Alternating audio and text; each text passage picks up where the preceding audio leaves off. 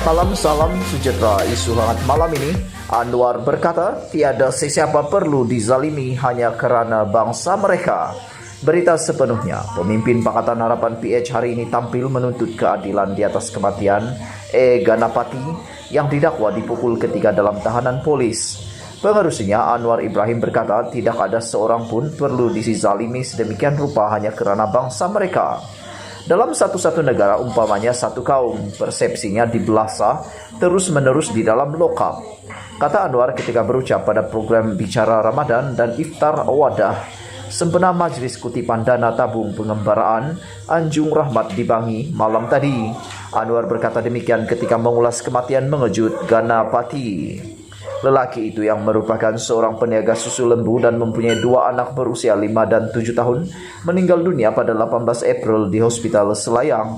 Dia ditahan oleh polis pada 24 Februari sebelum dibebaskan dan dimasukkan oleh pihak polis ke Hospital Selayang. Pada 11 Mac lalu, Ibu Mendiang S.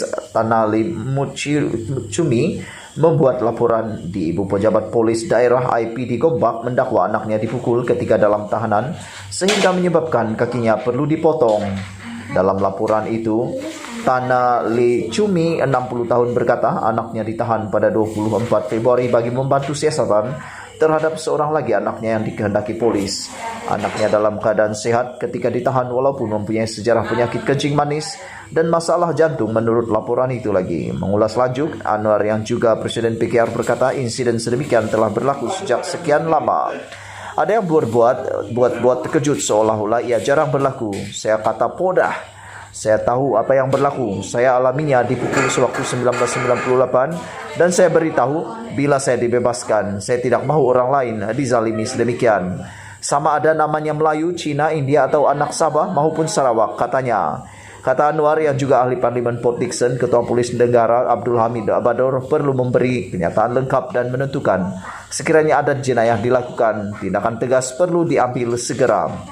Sementara itu, Setiausaha Agung DAP Lim Guan Eng dalam satu kenyataan menggesa Menteri Undang-Undang Taqiyuddin Hasan untuk mengarahkan inkuis dan bertindak serta-merta terhadap mereka yang bertanggung jawab ke atas kematian Ganapati. Sekian isu hangat malam ini. Jangan lupa tekan butang subscribe dan kita jumpa lagi. Bye-bye.